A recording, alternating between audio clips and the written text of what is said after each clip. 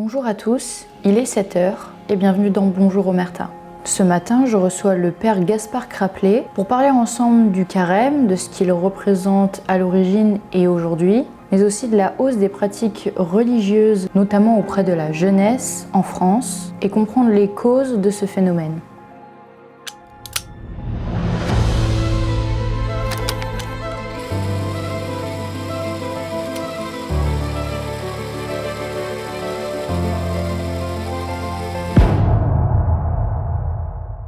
Bonjour mon père, merci beaucoup d'être avec nous ce matin. Avec joie. Alors si on se retrouve aujourd'hui, c'est pour parler ensemble du carême qui se déroule en ce moment même, mais surtout de la hausse des pratiques religieuses de manière générale en France, mais notamment chez les jeunes. Alors justement, pour commencer, ma première question, plusieurs études montrent un regain d'intérêt pour la foi chez les jeunes en France. Est-ce que vous constatez cette dynamique auprès des jeunes que vous accompagnez ? Alors oui, tout à fait. Je vois que avant c'était une religion, la religion chrétienne, qui venait des parents, qui était quelque chose de qui semblait vieillot, et peut-être à cause du fait d'une désaffection. En tout cas, on n'en parle plus, et même on critique un petit peu, etc. Et donc les jeunes redécouvrent comme quelque chose de nouveau. Et donc ça apparaît pas comme quelque chose d'ancien qui est reçu des parents, mais qu'ils peuvent faire sien. Et donc, eh bien, ça les intéresse beaucoup. Ouais. Et qu'est-ce qui les attire? Quelles sont les causes, si je puis dire, qui les attirent de plus en plus justement au retour, j'ai envie de dire, vers la religion? Est-ce que c'est plutôt une quête de sens, un besoin de repère, une réaction aussi peut-être aux incertitudes du monde? Est-ce que vous Oui, je pense qu'il y sauriez a un petit expliquer? peu Ouais. de tout ça. Disons que sur le fond, quand même, il y a cette recherche de sens. Voilà. On dit que le non-sens tue, c'est-à-dire que le fait qu'il y ait pas de sens à la vie, ça pose question. On pensait que le progrès, ce serait extraordinaire, puis on a vu que la question de l'écologie, on a vu que notre planète finalement était petite, qu'il fallait quand même réfléchir. On voit aussi l'importance de l'amour, donc des fondamentaux, en fait, dont les jeunes ont encore plus besoin. Aujourd'hui, dans la société, il y a une sorte de déstructuration qui fait qu'il y a des besoins. Vous disiez aussi d'identité, ça c'est vrai.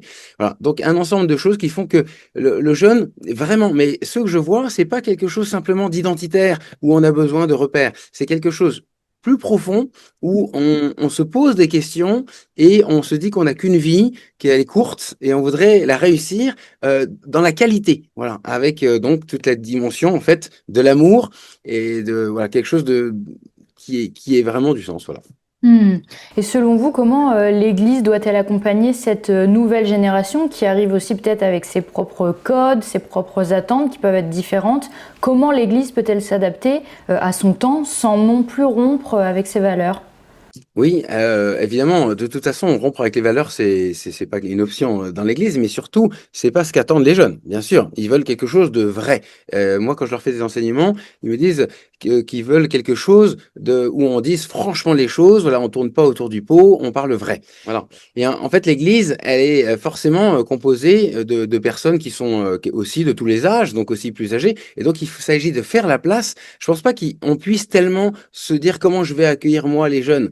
Enfin, on peut un petit peu, mais surtout en leur donnant la place. C'est-à-dire qu'il faut que ceux qui arrivent, on puisse leur donner les rênes. Et je trouve, personnellement, à force d'accompagner les jeunes, là, que c'est pas du tout une génération où on pourrait dire que tout fiche le camp. Non, non, ils ont bien sûr des faiblesses, mais aussi des qualités. Et ils ont une capacité de réflexion et puis d'idées qui fait d'ailleurs que c'est pour ça que ça sans doute que ça se répand un petit peu. Ils sont assez missionnaires. C'est-à-dire que autrefois, moi, à mon époque, quand on était chrétien, même si on est croyant, on n'osait pas en parler. Tandis que là, eux, il n'y a pas de problème. Il n'y a pas de problème pour en parler. Et moi, quand je fais une conférence, ils disent qu'il faut en faire un livre pour que je puisse en parler à d'autres, que je veux le montrer aux autres, etc. Donc, ils sont assez entreprenants finalement et avec une vraie réflexion et une dimension du cœur qui est là réellement. C'est pas quelque chose simplement intellectuel, comme je le disais tout à l'heure. Il s'agit de conversion dont ils ont envie de faire partager les autres en disant, bah, y en a qui ne voient pas pourquoi vivre, eh bien, moi, je veux témoigner. Je parlais peut-être plutôt enfin, je vous posais cette question plutôt peut-être par rapport à une adaptation, pas de fond mais de forme. On voit de plus en plus, par exemple, de prêtres sur les réseaux sociaux. Est-ce que justement c'est un lien un petit peu d'adaptation avec le nouveau public ou est-ce que c'est juste finalement les pratiques qui se développent aussi avec leur temps? Je pense que c'est plutôt, en tout cas pour mon cas, c'est une adaptation dans le sens où j'ai répondu à un appel. Moi, je me voyais pas trop me mettre sur les réseaux sociaux, mais eux ont voulu. Donc, ils m'ont même un peu exigé en disant que si j'étais pas capable de dire une minute de choses intelligentes, j'étais un mauvais prêtre. Voilà, donc c'est pour dire qu'ils m'ont poussé.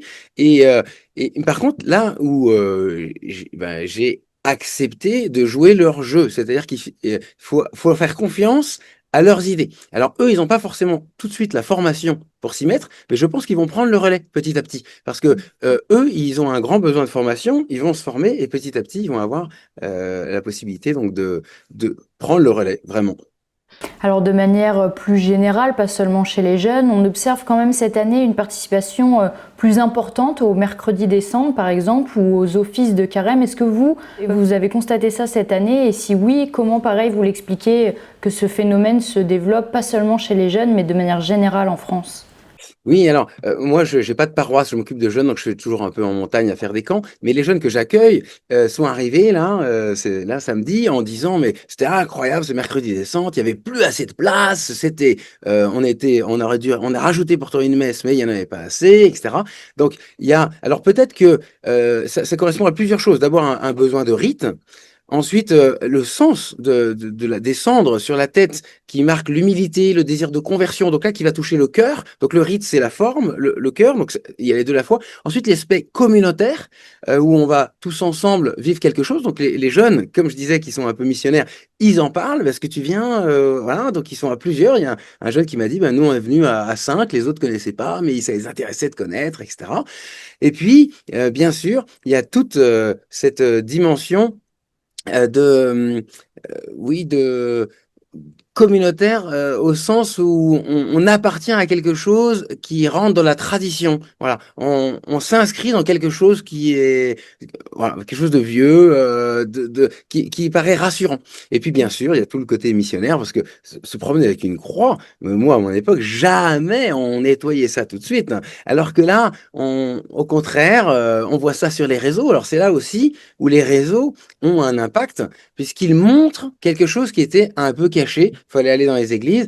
Maintenant, eh bien, on peut y avoir très facilement accès. Et comme les algorithmes repèrent ce qui nous intéresse et qu'il y a une soif chez les jeunes, l'algorithme le repère et donc repropose. Et c'est comme ça que ça monte un peu plus en boule de neige.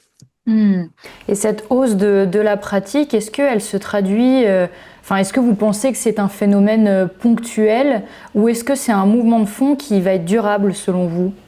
Alors, je pense que c'est un mouvement de fond qui va être durable Mm. parce que finalement, il y a cette recherche. Disons que les promesses qu'on avait, qu'il n'y avait plus besoin de religion, que la tolérance était évidente, que on pouvait tous s'aimer les uns les autres et qu'il n'y avait pas besoin de Dieu, que le progrès allait nous réjouir en permanence, que les ressources étaient infinies, tout ça, toutes ces idées-là, on se dit non, en fait, tout ça, il y a besoin d'un fond, sinon on va dans le mur. Et donc là, les jeunes sont parfaitement conscients. Alors justement, on vit dans un monde aujourd'hui qui est très marqué par la rapidité, la consommation. En quoi le carême, le jeûne et la pénitence aujourd'hui ont encore un sens selon vous? Alors, disons que ça permet d'intégrer tout ce qui est spirituel avec le corps. Ça, c'est très important aujourd'hui, qu'on soit incarné. Et c'est pour ça que la religion chrétienne, finalement, c'est vraiment une religion incarnée, puisque c'est Dieu lui-même qui s'est fait homme, donc il y a quelque chose de très incarné. Et dans le carême, avec ces efforts de pénitence, qui sont pas simplement quelque chose d'extérieur, parce qu'il y a toujours le risque, avec de la pénitence, de la nourriture, etc., que c'est juste de l'apparence. Alors que dans le carême, il y a un désir de conversion, de penser plus aux autres, de passer plus de temps à la prière. Et surtout, Jésus dit, il faut pas trop que ça se voit. C'est-à-dire que ne vous vantez pas en disant, regardez comme je jeûne, regardez que je... Et donc, c'est quelque chose qui apparaît aux jeunes qui ont un grand besoin de justice. Eux, ils sont très attentifs à ça. Ils veulent pas qu'on feinte et qu'on se mette en avant sur des choses fausses. Donc là, ils voient que le carême correspond à quelque chose de sur le fond et donc quelque chose de beau. Voilà. Et donc ils critiquent pas ça et au contraire, ils se disent pourquoi j'irai pas. Hmm. Alors, il y a une question un peu plus politisée, si je puis dire.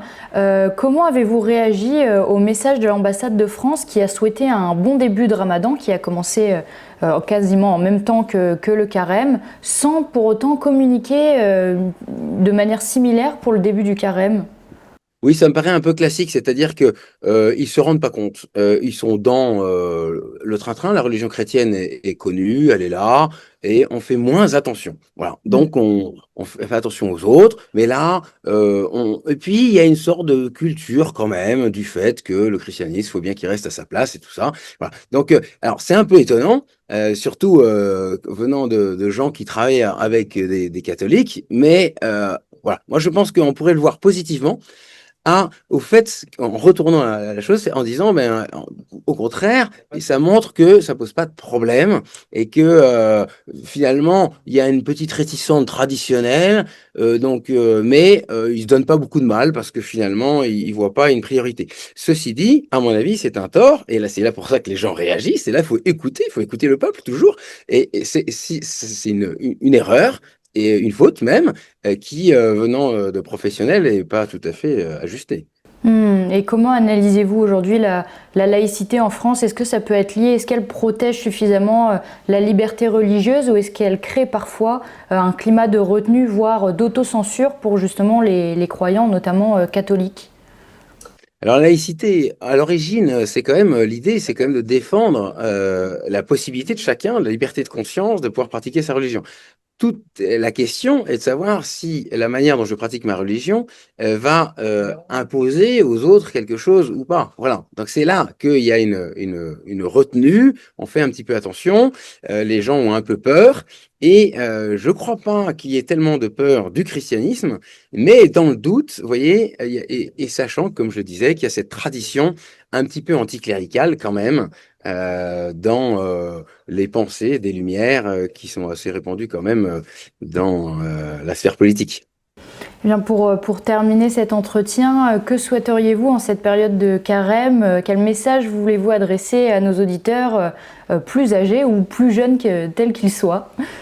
Eh bien, quelque chose de très beau, ce grand mouvement vers des gens qui veulent vivre ce carême, parce que on l'a déjà vu l'année dernière, c'est pas quelque chose de ponctuel. Et il y a un mouvement de gens qui veulent aller au fond des choses, avec remettre Dieu, l'Église au centre du village, on pourrait dire, mais aussi l'autre, c'est-à-dire une attention accrue à l'autre et un désir de conversion, de remise en cause, de remise en question. Tant qu'on ne se remet pas en question, qu'on réfléchit pas pour se remettre et qu'on n'accepte pas le regard des autres pour se remettre en question, c'est pas bon. Et le carême, c'est cela. Donc, en fait, c'est plein d'espoir. Eh bien, mon père, merci beaucoup pour ces paroles et d'avoir été avec nous ce matin. Et je vous souhaite une très bonne journée et un bon bivouac. Merci beaucoup. Et merci à vous d'avoir regardé cette vidéo. Je vous dis à demain pour une nouvelle thématique avec un nouvel invité.